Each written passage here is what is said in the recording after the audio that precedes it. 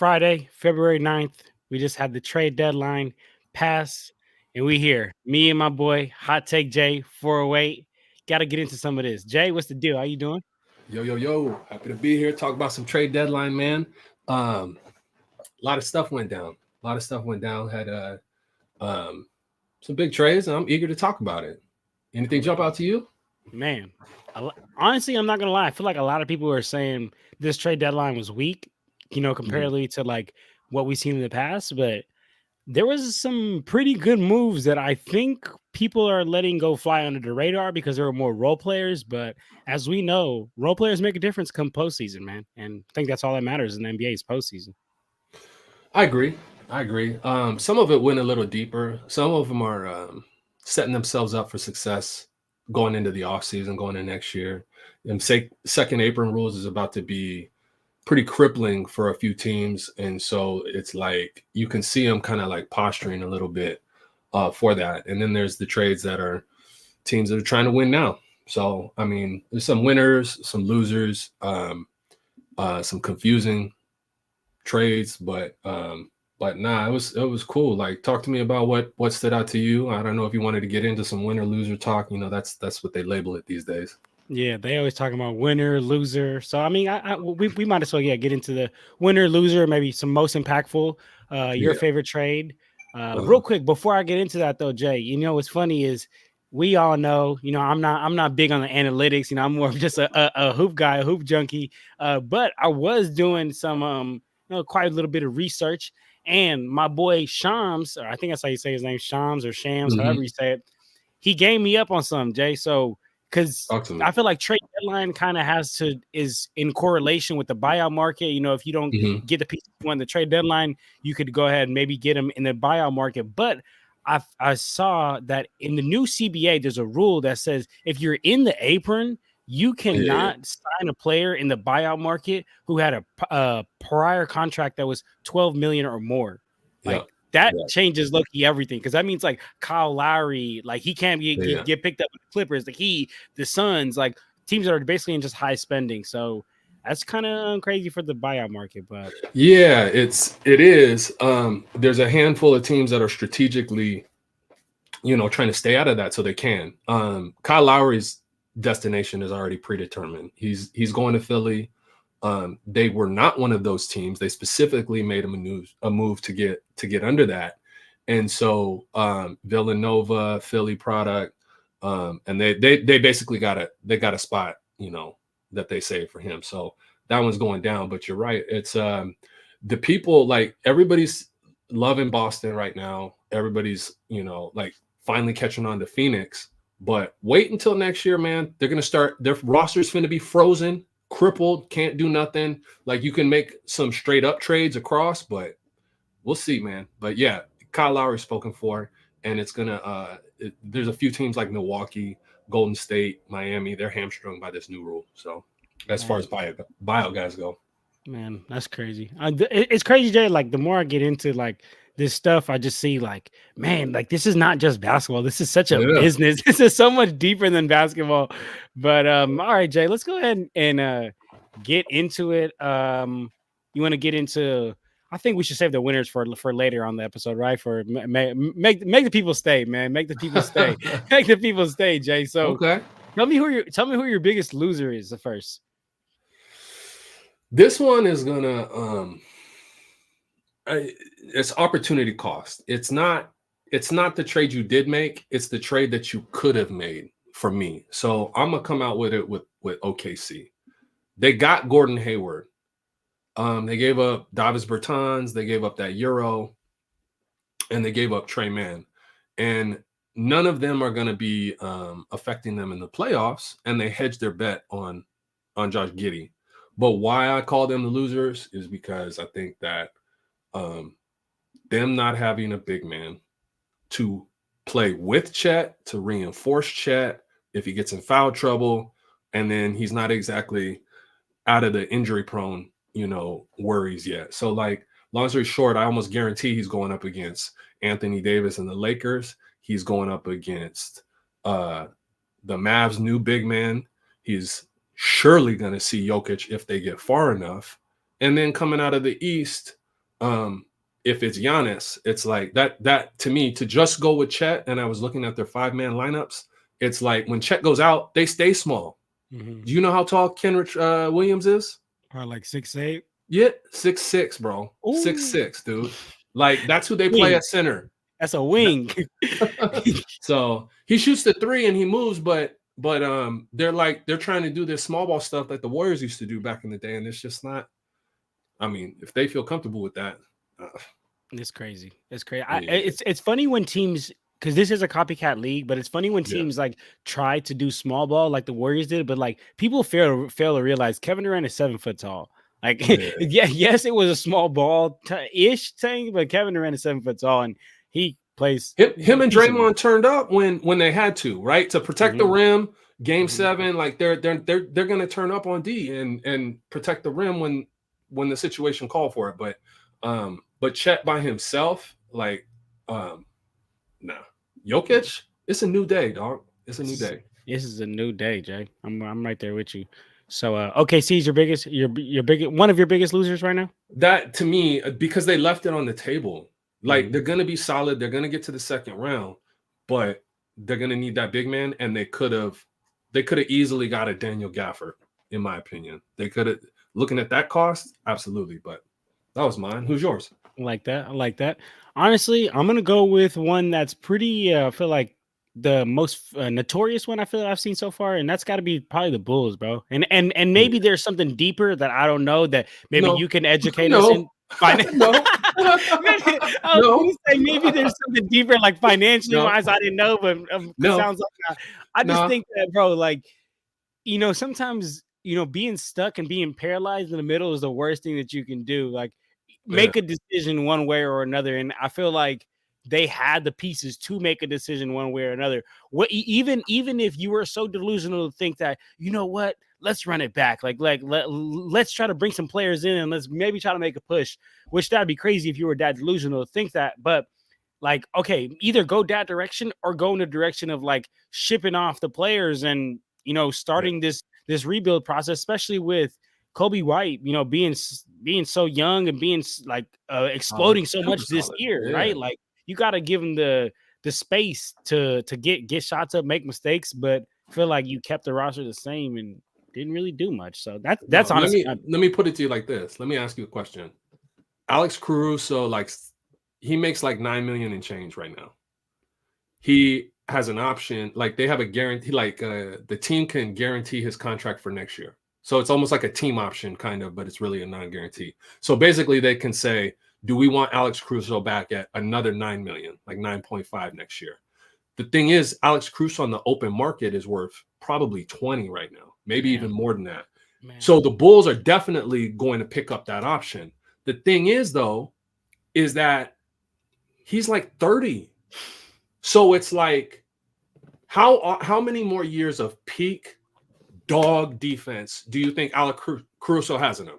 Give me a guess. Give me like, what do you think realistically it is? Realistically, I'd probably say another like 2 years, and Thank that you. and that So 30 years of pushing it. okay, so the next great Bulls, the next good Bulls team, how many years away do you think they are from that? 5 to 6. Exactly. So by the time Alex Caruso comes around to that contract after next year's 9.5 million, he's going to want 20. He's going to be worth maybe 15, and he's going to be 33, 32. What is the point in keeping him if you can go get like a mid first round pick or maybe like just inside the lottery, maybe not a top 5 pick, but like, what are you doing? What do Like, you do in Chicago?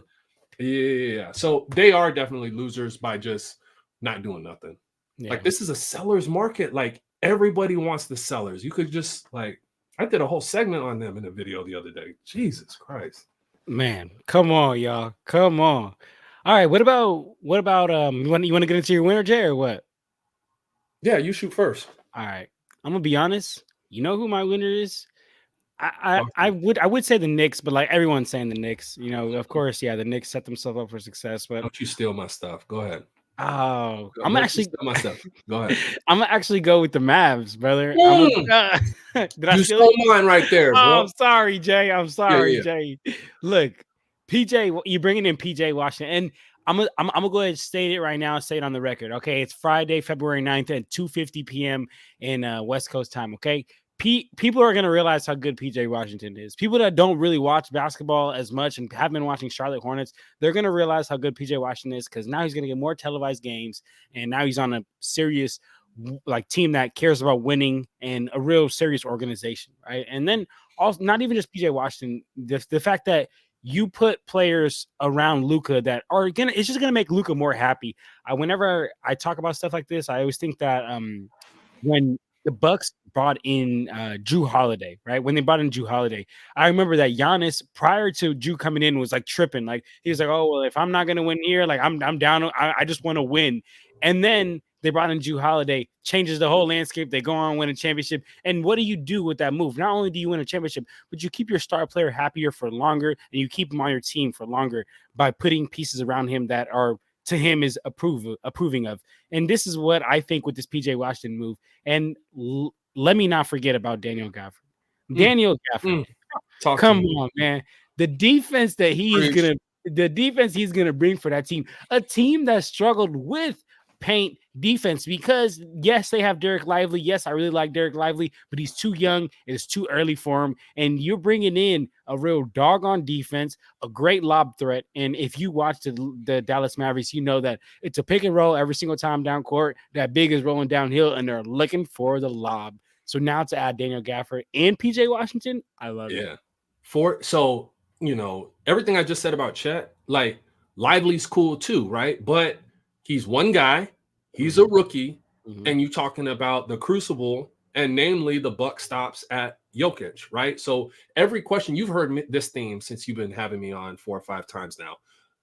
Jokic don't get hurt, they're going to be there. You want to get to the finals, you're going to have to get through Jokic. So for me, like, what are you doing? And so I'm going to say, like, because we was going to do some things on the playoffs, playoff impactful. I was going to ride with the Knicks, and everybody's rolling with them. But my playoff impactful one was getting right at this with the Mavericks because Gafford has been wasted away in Washington. You look at his numbers, you look at the eye test.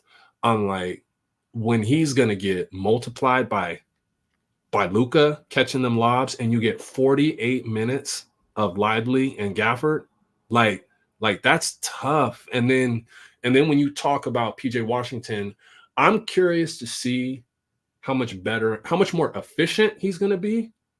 Like, does he has a little bit of juice on the ball, but he won't get to do that until Luka's, on the bench. Yeah. But he can play with him too. A little bit of defensive versatility. Pound for pound, I think Grant was a little bit better of a defender and a little bit better of a shooter. Mhm. But if there's some compatibility stuff going on, I like PJ Washington. And so to me, this is the one that could impact the playoffs the most. I think the Mavs just skipped the line, and over OKC, I think they're the biggest threat to Denver. Not because they're a better team than OKC, the Mavs, I mean, but because their strength now with their overall size up front will match up better with Denver. Whereas I think with OKC, they're just going to be a little too light in the ass. You know who I think is gonna have the biggest impactful playoff move, Jay? Who's that? None other than Patrick Beverly to the Bucks. Check this Ooh, out. Check okay. this out. Look, the Bucks, what was their biggest problem this season besides I feel like consistency? And I mean, we say consistency, they're still the top team in the East. So Mm, comparatively to what we know the Bucks. But I feel like their biggest issue, if you've been watching them, is perimeter defense. Malik Beasley and Damian Lillard are not two well-known defenders, and throughout the regular season, they were getting exploited on defense. Now, can you only imagine how much more they'd get exploited in the playoffs, in the postseason? But what you did is you brought in a point of attack defender that plays on the perimeter. That's his thing. That's what Patrick Beverly do. Sometimes it's energy. Sometimes, Russell Westbrook says it's rah rah or whatever. Yeah. But at the end of the day, like I'm telling you, as a basketball player, one thing I don't like is when some dude is just clap, clap, clap, and Mhm. just in my face. Yeah, Like if yeah, I got the ball on the perimeter, I'm like, yo, like just chill out. You know yeah, what I'm saying? So to bring on Patrick Beverly, I think you fixed all your issues, right? Like you fixed the issue of, well, I wouldn't say all your issues, but you fixed your biggest issue, which is perimeter defending, and that's exactly what he's going to bring in. And one thing I do want to touch on this real quick is I hate how like the media is making it seem like Patrick Beverly and Dame like have some beef or whatnot. Like yeah, guys, they played against each other. Of yeah, course they're gonna go at it. Of course yeah, he's gonna make fun of Dame time. Of course Dame is yeah, gonna chirp. Now, if there was something going on off the court, I yeah. don't know about what or whatnot, but I just hate how people were like, oh, like now Dame and Pat got to squash Those their grown beef. ass men Come on on, the this is same grown ass. on the same team now, Come right? on, It's like, come yeah, on. I'm with you. So what I will say is, because I do think point of attack defense is big, and when you're completely leaking from that, it can hurt you. But I mean, again, so I ask questions. What I think it gets overstated in the regular season is a Tuesday night against team random. They are the barometer for the Bucks is going to be Boston, right? So when when you think about point of attack defense against Boston, I'm not sure that really applies, because they're just going to go pass the ball around to exploit the weakest matchup, right?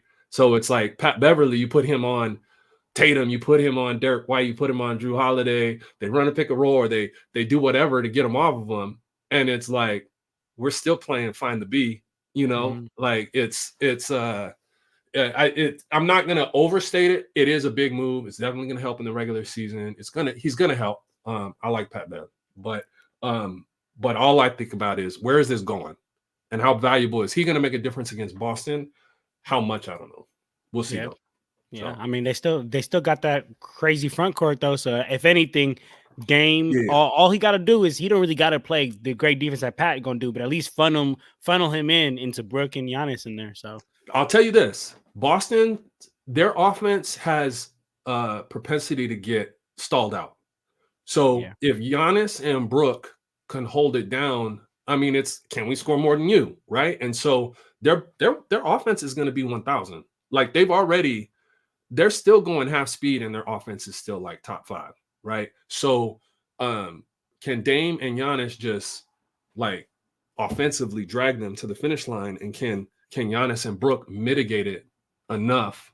Is but Boston's the one, so we'll see. I'm waiting for it. man. Let's But see. Talk to me, Jay. What you got? um, so one of the moves I think was my favorite move, but it flew under the radar, and I just like I want this. I want them to keep my receipts and my timestamps on this. Everybody's making fun of Detroit right now. They gave up Bogdanovich, they gave up Alec Burks, but the Detroit Pistons, that GM hasn't made bad moves. The bad move was it wasn't trading for Bagley; it was giving him like 25 million for 2 years. But other than that, the draft picks, he didn't mess up on any of them. Ivy, Cade Cunningham. Do the pieces fit? Maybe not yet, but I just think that they're prime for like a Houston Rockets thing. Like you know what the Houston Rockets offseason, I'm sure you saw between Ime, Fred getting overpaid but shorter on the years. I think Detroit is prime for that, man. I think that they're prime for it, and they cleared up money, and people are making fun of them, but they finna roll into the offseason with like $80 million in cap space, and I'm convinced that that they're done messing up. He said, "I'm convinced they're done messing up." Nah, that's I'm real. I like convinced. I like the Detroit love, Jay. I like the Detroit love. Um, what about Buddy to the 76ers? I'm not gonna lie, I don't. I'm trying to remember where I heard it, but somebody was saying that it wasn't a good trade, which I don't understand where on why on earth it wasn't. Again, maybe there's some financials that you can school me and all the other fans out here Well, on. yeah, no. Tell me what you. when you look at it from basketball Indiana's perspective. point of view, like, I mean, what are your thoughts on it? I mean, for Indiana, I think that they've been kind of done with Buddy in my Mhm. opinion. They've been kind of trying to move him out. Why? Maybe there's something going on in the locker room that I don't know of. Yeah. But basketball wise, bro, this is a shooters league, and we're talking about a top five shooter in the league. And now you add him on to the 76ers, and my that's why I want to give some love to Buddy in the 76ers because Hmm. look, I mean, if we know basketball, we know the way Joel Embiid operates. He's gonna draw that double. The Yeah. double is gonna come. So when the double comes and you have shooters out there like a Buddy Hield, a top five shooter in the league, I don't understand how that doesn't just expedite your offense like 10x. Yeah. Yeah. Defense is the worry, though. Defense is the worry because now your backcourt is of Buddy Hield and Tyrese Maxey, and you just Yeah. talked about the Celtics playing find the weak link, and Yeah. there's two right there on defense. For sure. Yeah. So Buddy Hield, he was multiplied by Tyrese Halliburton for sure. Like Buddy Hield is one of the best pound for pound shooters in the league. Like I think he's top five shooter in the league. When you because all shots ain't created the same, right? We got the spot up, we got coming off the True. pick, we got different degree of difficulties, right? But Buddy Hield is, other than off the dribble, every other kind of 3-point shot he He got, got right? So he was coming off of a $20 million a year expiring contract, but he wanted that bag. So he's 30 and he's like, I want, somebody's gonna offer him 25 a year, right? And Indiana was stuck. They're like, we don't want to lose you the rest of the year because we need that spot up shooting. He was vacillating back and forth between the bench.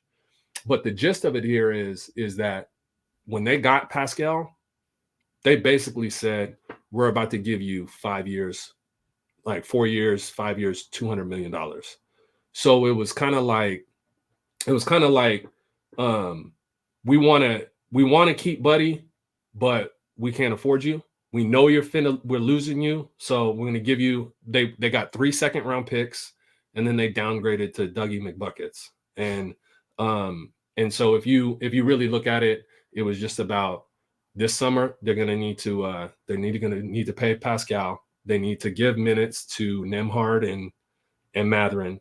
And so rather than trying to fight for minutes, rather than overpaying and getting into financial trouble, it was just better suited to give them downgrade a little bit. Dougie McBuckets is not the shooter, quite the shooter that Buddy is. But if they're only talking about putting him as a seventh or eighth man, then he fits. And that was the gist of it. you So you remember when in Vegas, Jay, when we was out there for SBC? I do. I had the Pacers for my team for like the whole trade and rebuild thing. Uh-huh. Them boys did a lot better of a job than we did. They brought in spicy and all that. Nah, Yeah, yeah, I'm there with you, Jay. I mean, yeah, this is one of those moves that it was business for the Pacers. But basketball wise, I hmm I think it's gonna be great for the 76ers, and um they're really gonna benefit from it. But another move that I think is gonna benefit greatly is a team that's going to really see this in the postseason because your role players need to step up. And that's the Celtics getting Xavier Tillman from the Grizzlies, bro. hmm I'm not going to lie. He's going to be a big front court minute whenever they face them big dogs that Kristaps is not going to want to just big smash with. Here yeah. we go. I think Xavier Tillman's going to be able to come up big and just be able to even just take the bows away from Eat Kristaps. some innings. Eat some minutes, bro. That's my biggest thing. And I'm a Lakers fan. As a Lakers fan, like that's the biggest thing that I worry about is like us not having nobody that can eat some minutes for an injury-prone player, Anthony Davis. Like when we had Yeah, Andre Drummond and we had Dwight Howard and JaVale, when we were at our best, we had those guys to eat some minutes for AD, so he can get that yeah, well-needed rest. And I think that Xavier Tillman is going to be exactly that for Kristaps and the Celtics. yeah. They definitely that was one of those low-key moves where it's not big dollars, it's not a big name, but you need that heft to come in there, handle some innings, and keep some of that weight off of Kristaps. So yeah, now I'm with you. I mean, there was a couple other sneaky good moves, What was your favorite? like Monte Morris Oh, going to why? Minnesota. Why? Well, because one, Conley's been given having some injury issues this past year, but he's got like $20 million that falls off the books this year, but he's like 30 something. And so they don't want to recommit to him. Monte Morris is younger. Monte Morris is a very solid sharpshooter, at least for that position. And so like when they need somebody to get Ant off the ball or to be able to, stretch the D just a little bit, um, he's gonna cost a hot 10-12 million dollars in the offseason.